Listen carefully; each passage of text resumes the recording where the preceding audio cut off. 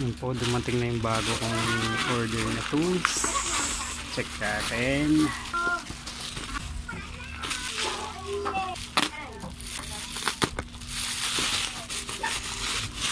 Yan. Heat gun. Tcharan! Laki pala nito. Sandangkal ko. Laki pala niya. Kala ko galapis lang. So, gamitin natin ito ngayon.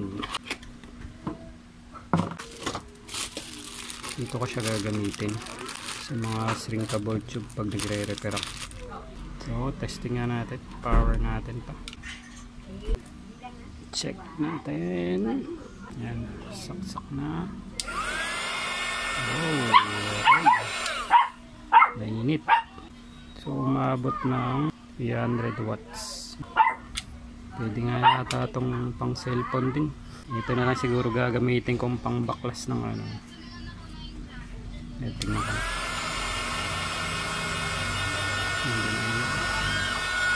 Baka pwede na to pang baklas ng LCD saka ng mga cover.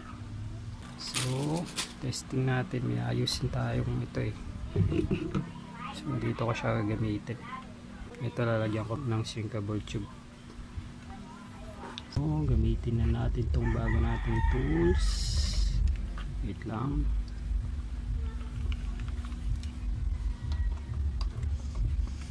Portable gun.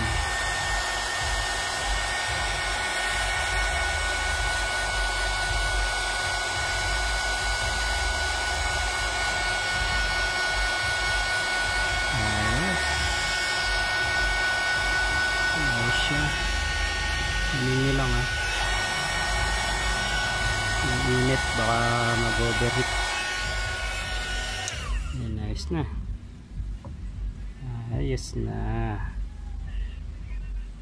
Ayos na yung ano nyo. So, kabe. Makakapagkape na ulit. Ayos na to.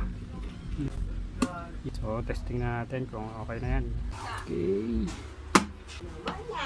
Yun, gumana na. So, yun. Ayos din to. Meron na siya nito, yung cover.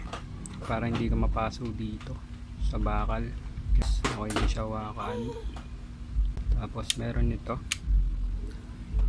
Yung stand niya. Para paglalapag mo. Ayan.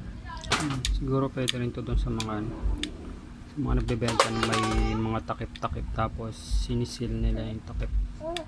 Ito, pang ano ng plastic. Testing natin yung wattage nito, 300 watts yung consume niya. Meron ako dito ng wattmeter.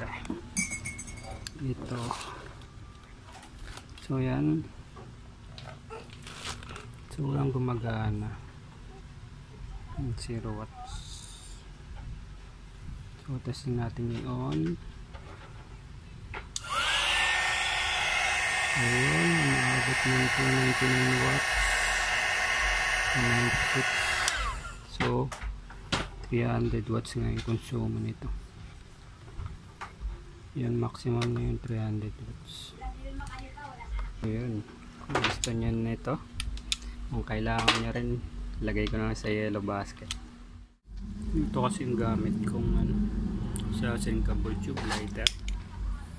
So minsan kasi nakakasunog siya.